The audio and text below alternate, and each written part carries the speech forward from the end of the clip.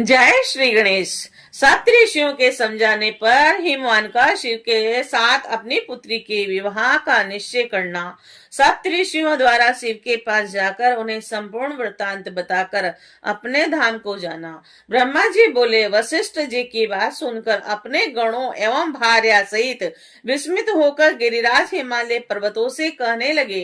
हिमालय बोले, हे गिरिराज, मेरो यह सदा, हे गंधमादन, हे मंदर, हे मेनाक, हे विंध्य, हे पर्वतेश्वर, आप सब लोग मेरी बात सुने। वशिष्ठ जी ऐसा कह रहे थे कि अब मुझको क्या करना चाहिए, इस संबंध में आप लोग विचार करें और मन से सब बातों का निर्णय करके जैसा ठीक हो वैसा बताएं। ब्रह्मा जी बोले, उनकी बात सुनकर सुमेरु आदि वे पर्वत वाली भांति निर्णय करके प्रेम पूर्वक हिमालय से कहने लगे। पर्वत बोले, इस समय बोध विचार करने की आवश्यकता नहीं है और कार्य तो हो ही गया है। और हे महाभाग, वह कन्या देवताओं के कार्य के लिए ही उत्पन्न हुई है। इसका अवतार ही जब शिव के लिए हुआ है तो इसे शिव जी को ही देना चाहिए। और इसने रुद्र की आराधना की है और रुद्र ने इसे स्वीकृति भी दे दी है। ब्रह्मा जी बोले, मेरु आदि पर्वतों की यह बात सुनकर हिमालय को बड़ी प्रसन्नता हुई और गिरिराज भी मनी मन हंसने लगी। और अरुंधति ने शिव पार्वती के विवाह के लिए अनेक प्रकार के वचनों तथा विविध इतिहासों से उन मेनाक को समझाया।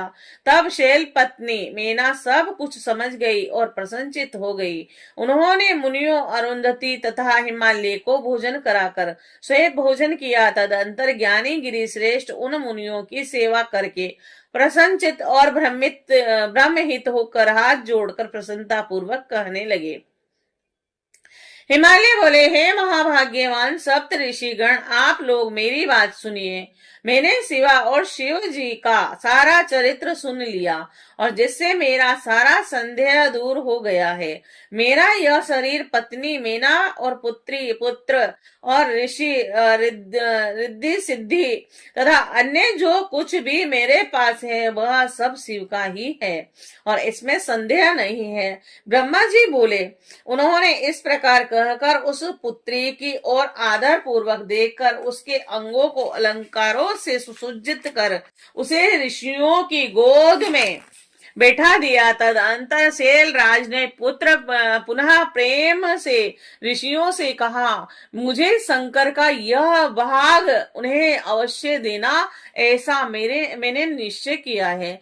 ऋषि बोले, हे गिरे, भगवान शंकर ग्रहिता होने के कारण भिक्षुक हैं, आप कन्यादान देने के कारण दाता हैं और देवी पार्वती भिक्षा है। अब इससे उत्तम और क्या बात हो सकती है। हे हिमालय, जिस प्रकार सभी शिखरों से ऊंचे होने के कारण आपके शिखरों की श्रेष्ठता है, उसी प्रकार आप भी संपूर्ण पर्वतों के अधिपति होने के कारण सबसे उत्तम है तथा धन्य है। ब्रह्मा जी बोले, इस प्रकार कहकर निर्मल मन वाले मुनियों ने हाथ से स्पर्श करके कन्या को आशीर्वाद दिया कि शिव को सुख देने वाली बनो, तुम्हारा कल्याण हो और जिस प्रकार शुक्ल पक्ष का चंद्रमा बढ़ता है उसी प्रकार तुम्हारे गुणों की वृद्धि हो।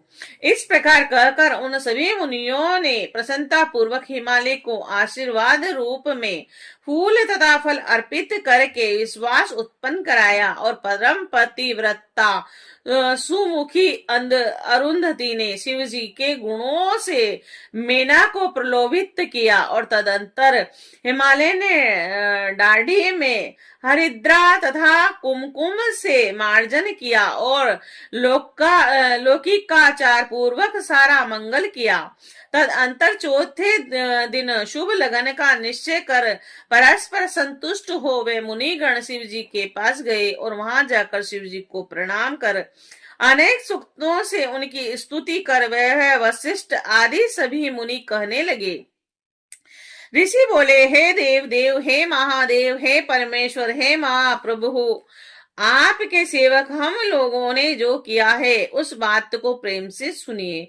ए महेशान, हम लोगों ने इतिहास पूर्वक अनेक प्रकार के उत्तम वचनों से पर्वतराज हिमालय तथा मीना को बोध समझाया और जिससे वह समझ गए, अब उन्हें संदेह नहीं रहा। गिरिंद्र ने वाग्दान देकर प्रतिज्ञा की है कि वह पार्वती आपकी है और अब आप अपने गणों तथा देवताओं को लेकर विवाह के लिए चलिए। हे महादेव, हे प्रभु, आप शीघ्र ही विवाह के लिए हिमालय के घर चलिए तथा संतान उत्पादन के लिए रीति के अनुसार पार्वती से विवाह कीजिए। ब्रह्मा जी बोले। उनकी यह बात सुनकर शिव जी प्रसन्नचित्त हो गए और लौकिकाचार में तत्पर होकर हंसते हुए इस प्रकार कहने लगे।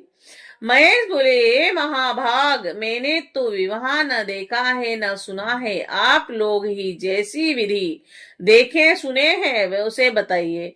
ब्रह्मा जी बोले। शिव जी के लौकिक शुभ वचन को देख सुनकर वे देवाधिदेव सदा शिव से हंसते हुए कहने लगे।